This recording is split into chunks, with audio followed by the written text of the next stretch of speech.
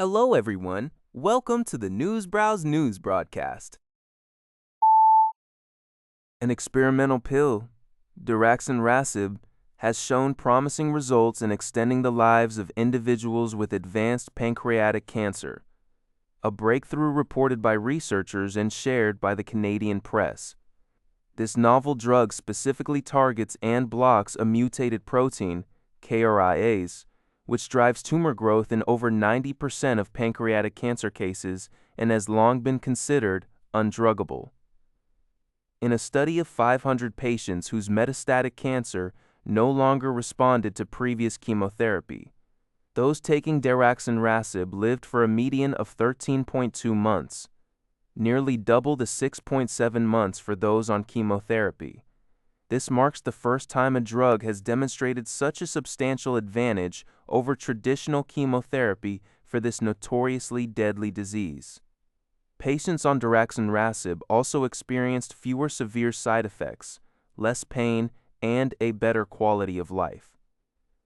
The U.S. Food and Drug Administration is expediting its review, and an expanded access program is already allowing eligible patients to receive the drug, generating significant public interest.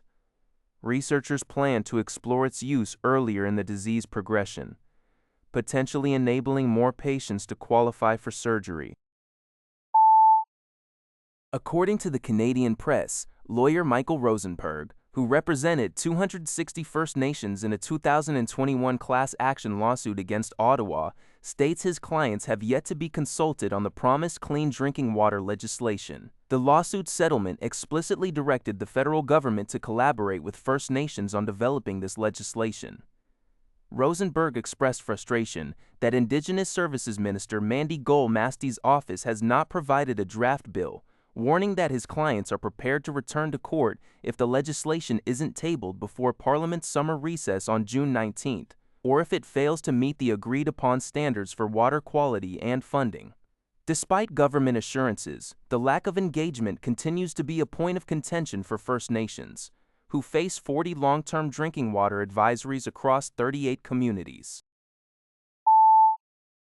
The competition to build Canada's next submarine fleet has entered its final phase, with the federal government currently evaluating two competing bids from South Korea's Hanwha Ocean and Germany's TKMS. The Canadian press reports this marks an unusually rapid procurement process for such a significant military contract, valued at tens of billions of dollars for approximately 12 submarines.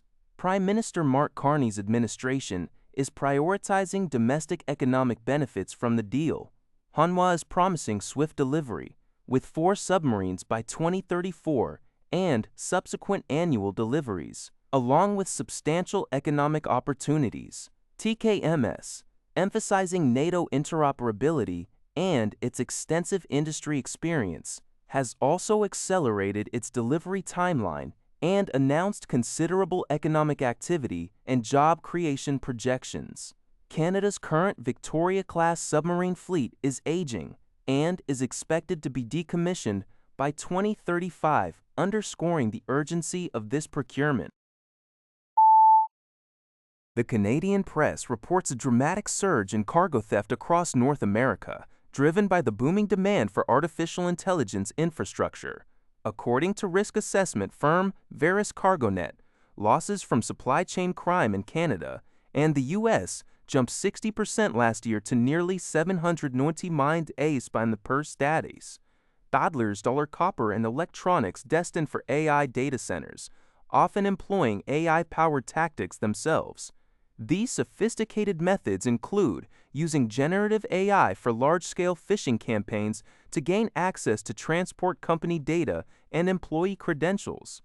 Criminals then create fake digital IDs, false shipping orders, and even fabricated images of broken-down trucks as delay tactics, enabling them to pose as legitimate carriers and steal lucrative loads, sometimes through double brokering scams.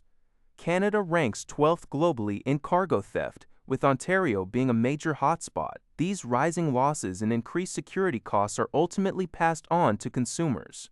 Experts recommend enhanced security measures such as in-cab cameras, integrated tracking systems, improved vetting of contractors, and increased resources for law enforcement to combat this growing threat. That's all for this video. Thank you for watching. See you in the next video.